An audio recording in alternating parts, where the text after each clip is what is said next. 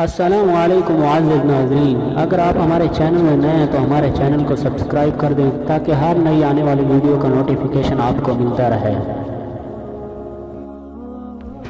حضرت ابو ہریرہ رضی اللہ تعالیٰ عنہ سے روایت ہے کہ حضرت صلی اللہ علیہ وسلم نے ارشاد فرمایا،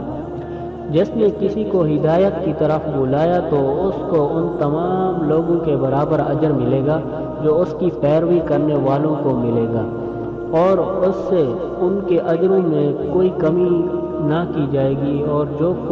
جو کسی کو کسی گمراہی کی طرف بلائے گا اس پر ان تمام لوگوں کے گناہوں کا اتنا ہی وبال ہوگا جتنا اس کی پیروی کرنے والوں کو گناہ کرنے کا وبال ہوگا، اور وبال ان کے گناہوں میں سے کچھ بھی کمی نہ کرے گا۔